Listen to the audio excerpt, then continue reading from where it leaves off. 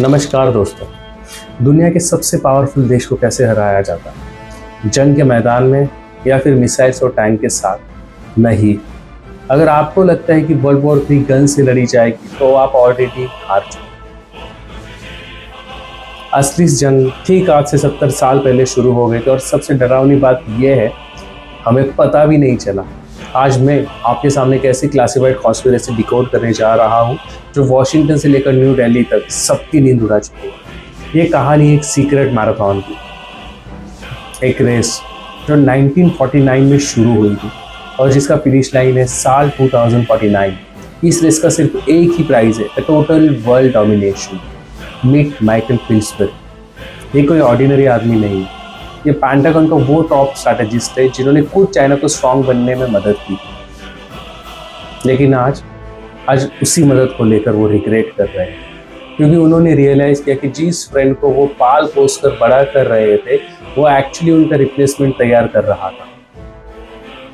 Pillsbury अपनी किताब the 100 year marathon में लिखते हैं कि चाइना का राइज कोई कोइंसिडेंस नहीं है,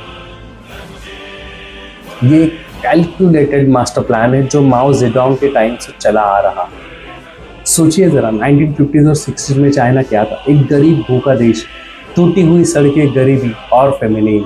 उन्होंने अमेरिका के सामने घुटने टेक दिए। उन्होंने कहा कि हम तो वीक है, हमें आपकी मदद चाहिए, हमें टेक्नोलॉजी दीजिए, हमें बिजनेस सिखाइए, हम आपके जैसे बनना चाहते हैं। और वेस्टर्न वर्ल्ड भाई वो तो अपनों ही एरोगेंस में था।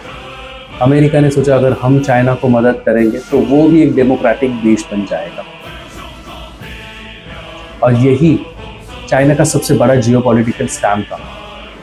उन्होंने हमारी टेक्नोलॉजीज दी, हमारा पैसा लिया, हमारी फैक्ट्रीज ली और चुपचाप शैडोज में वो अपनी ताकत बढ़ाते गए। अब सवाल ये है, चाइना अमेरिका को हराएगा कैसे? यूएस मिलिट्री दुनिया में सबसे स्ट्रांग है, उनके पास एयरक्राफ्ट कैरियर से जो पूरे शहरों को तबाह कर सकते हैं। चाइना सीधे लगने की गलती कभी नहीं करेगा। पिल्सबरी रिवील करते हैं एक terrifying concept, the Assassin's miss. Ancient Chinese history में जब एक छोटा वॉरियर किसी जायंट से लड़ता था तो वो तलवारबाजी नहीं करता था, वो एक सीक्रेट वेपन यानी कि छुपा हुआ हथियार यूज करता था जो सीधा जायंट की आंखों या दिल पर वार करेगा। और यही चाइना भी कर रही है। आज का असैसिन्स मिस क्या है? पिल्सबरी के मुताबिक चाइना ने एक ऐसा वेपन डेवलप किया है जो हमारे सपनों में भी हम नहीं सोच सकते। उन्होंने 3 भागों में इस वेपन को डेवलप किया है। Number 1, the satellite killers. Imagine करिए, जंग शुरू होने से पहले 15 मिनट में अमेरिका के सारे जीपीएस और कम्युनिकेशन सैटेलाइट स्पेस में ही उड़ा दिए जाए। यूएस की मिसाइल संधि हो जाएगी दोस्तों, उनके शिप्स को रास्ता नहीं मिलेगा, total blackout, nothing can be done. Second, hypersonic gliders. ऐसी मिसाइल जो साउंड की स्पीड से 5 गुना तेज चलती है। अमेरिका का कोई भी डिफेंस सिस्टम इन्हें रोक नहीं सकता। Before the US navy can even blink, उनके कैरियर समुद्र के नीचे होंगे। साइबर सबोटेज, ये नंबर 3 का वेपन है दोस्तों, काफी इंपॉर्टेंट। आपके पावर ग्रिड्स, आपकी बैंकिंग सिस्टम, आपका इंटरनेट सब एक क्लिक में बंद। उन्होंने हमारी ताकत को मैच करने की कोशिश नहीं की, उन्होंने हमारी कमजोरी थी और वहां चुरा घोंपने का प्लान बनाया। लेकिन दोस्तों, इस प्लान का सबसे सिनिस्टर पार्ट मिलिट्री नहीं है, ये एक इकोनॉमिक है। हमने यानी पूरी दुनिया ने चाइना के इस राइज को फंड किया है। हर वो मेड इन चाइना प्रोडक्ट जो हमने खरीदा, हर वो अमेरिकन कंपनी जो चाइना में चीप लेबर के लिए गई, हमने सोचा हम प्रॉफिट कर रहे हैं, लेकिन असल में हम वो रस्सी खरीद रहे थे जिससे वो हमें फांसी चढ़ाएंगे। पिल्सबरी इसे द कैपिटल शैरड कहते हैं। चाइना ने दुनिया को दिखाया कि वो कैपिटलिस्ट कंट्री बन रही है, लेकिन वहाँ की हर बड़ी कंपनी, अलीबाबा से लेकर हुआवेई तक, सबके तार कम्युनिस्ट पार्टी से जुड़े हैं। उनका पैसा, उनका डेटा, उनकी टेक्नोलॉजी सब का सब स्टेट का ही है। उन्होंने हमारे ओपन मार्केट्स का फायदा उठाया ताकि वो हमारे ही सिस्टम को अंदर से खोखला कर सके। और अब 2026 में the mask is of.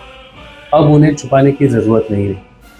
Try Jinping के आते ही स्ट्रैटेजी बदल दी गई। अब वो हाइड नहीं कर रहे हैं, अब वो स्प्रिंट कर रहे हैं। इसे कहते हैं वुल्फ वॉरियर डिप्लोमेसी।